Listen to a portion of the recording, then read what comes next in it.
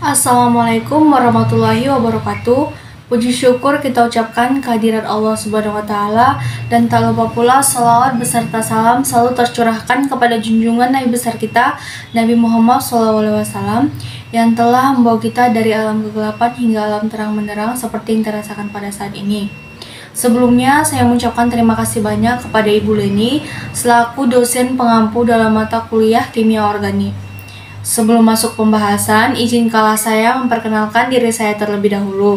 Perkenalkan, nama saya Nesya Destika Putri dari kelas Biologi 1 tahun angkatan 2021. Baiklah, pada kesempatan kali ini saya akan mengangkat judul mengenai aturan dalam Markov-Nikov. Sebelum masuk pembahasan selanjutnya, kita harus mengetahui apa itu Markov-Nikov. Before going into the discussion, we must know what Markov-Nikov rule is. What is Markov-Nikov rule? Markov-Nikov rule states that when an asymmetrical region is added to an asymmetrical alkane, then the negative half of the region will attach to the carbon atom containing fewer hydrogen atom. Dalam kimia organik, aturan Markov-Nikov atau aturan Markov-Nikov menggambarkan hasil beberapa reaksi adisi. Aturan tersebut dirumuskan oleh kimiawan asal Rusia Vladimir Vasilievich Markov-Nikov pada tahun 1870.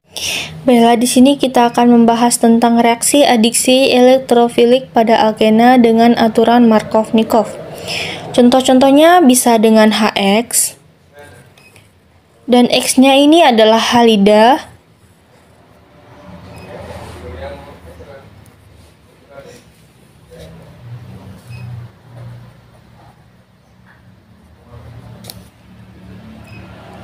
dan HSO3 dan H2O. Dan untuk H2O di sini kita akan menggunakan katalis asam. Karena H2O ini berbeda dengan halida karena dia adalah katalis lemah. Dan kita akan membahas kenapa adisi ini disebut dengan reaksi adisi. Baiklah, kita lihat di sini terdapat ikatan rangkap 2. Dan di akhir reaksi ikatan rangkap 2 ini akan menjadi ikatan tunggal. Nah, bisa kita lihat di sini. Dan ditambahkan ada beberapa gugus yang terikat pada ikatan rangkap 2, yaitu SO3H dan H. Karena itu reaksi ini disebut adisi karena ada yang bertambah di dalam ikatan rangkapnya. Kita bisa melihatnya ini SO3H dan H. Dan jika kita lihat di sini pada X, SO3H dan OH itu terikat di tengah, sedangkan hidrogennya itu selalu berada di ujung. Nah, seperti ini. Inilah yang dinamakan dengan aturan Markov-Nikov atau Markov-Nikov rule. Kita masuk ke contoh soal untuk mengerjakan reaksi adisi elektrofilik. Nah, kita lihat di sini, dan ini adalah alkenanya. Berarti reaksinya selalu terjadi pada alkena.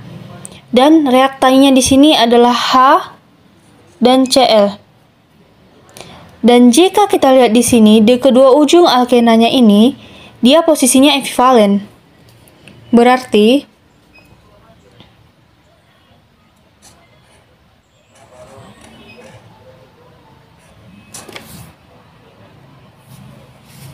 di sini Cl dan di sini H. Hidrogen dan Cl ini dia bisa masuk kemana saja karena keduanya sama saja. Nah, untuk soal selanjutnya kita bisa lihat di sini alkenanya itu adalah alkena yang memiliki karbokation. Di sini dia posisinya tersier dan di sini dia posisinya sekunder. Berarti HBr-nya di sini dia masuk ke yang substitusi. Berarti dia masuk ke yang tersier. HBr-nya di sini. Berarti kita gambar di sini.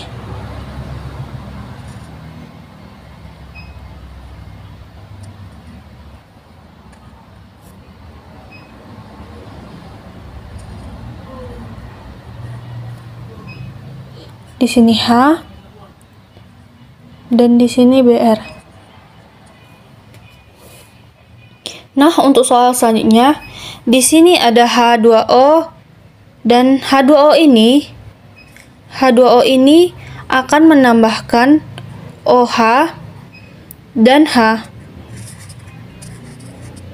Dan OH-nya ini dia akan terletak di sisi yang tersubstitusi. Di sini. Nah, jadi hasilnya dapat kita gambar di sini.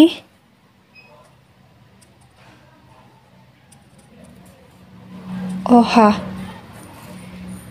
Baik, terima kasih. Sekian yang dapat saya jelaskan. Terima kasih. Perlu kita ingat, dasar kimia aturan Markov-Nikov ialah pembentukan karbon kation yang paling stabil selama proses adisi. Adisi ion hidrogen kepada satu atom karbon dalam alkena menciptakan muatan positif pada karbon lainnya yang membentuk intermediate karbokation. Semakin tersubstitusi karbokationnya, semakin stabil kondisinya karena efek induksi dan hiperjungsi. Produk utama reaksi adisi ialah yang terbentuk dari intermediate yang lebih stabil. Oleh karena itu, produk utama hasil HX dengan X dan beberapa atom yang lebih elektronegatif daripada H. Pada alkena memiliki atom hidrogen pada posisi kurang tersubstitusi dan X pada posisi yang lebih tersubstitusi.